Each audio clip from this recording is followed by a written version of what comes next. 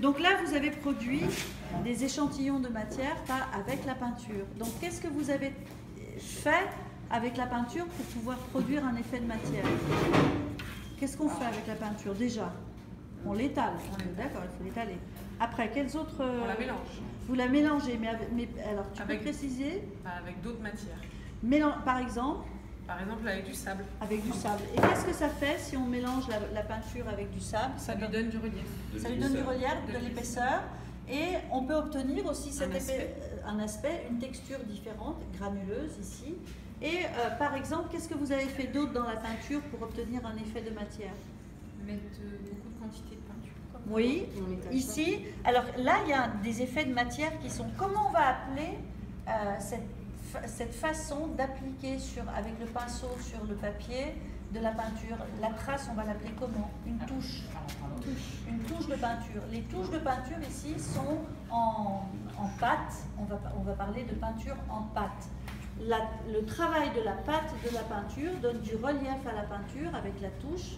Et cette touche, elle peut se faire avec un pinceau, mais on pourrait très bien la faire avec une fourchette, avec un couteau. Vous voyez, la touche serait différente.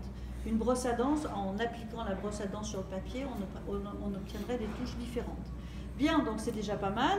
Maintenant, par exemple, ici, l'effet de matière, il a été obtenu comment? Avec la couleur, qu'est-ce que vous avez rajouté? Dilué. Alors, pour le coup, là, je crois que c'est pas dilué, c'est la peinture qui est comme ça. C'est la peinture qui est déjà diluée à l'origine, à la base. Là, par exemple, ici, qu'est-ce qu'il y a en trop? La feuille, qui vient nous perturber l'effet de matière. Donc, je regarde encore. Là, ici, vous voyez une touche différente. C'est pas la même touche qu'ici.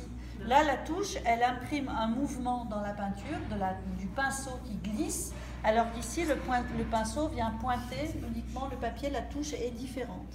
Donc là, vous avez obtenu des effets, c'est bien, c'est varié. Il y a les giclures aussi, on aurait pu en parler. Et vous avez, par exemple, celle-ci qui est intéressante parce que c'est une technique mixte avec le mélange des couleurs, le mélange de matière et le mélange même de techniques. On va parler de technique mixte ici. Le mélange de techniques, c'est une technique mixte. Ici, c'est avec des granules bleues qui ont été rajoutés. Là, la peinture, elle a été gravée. Donc, vous voyez que les traces sont différentes.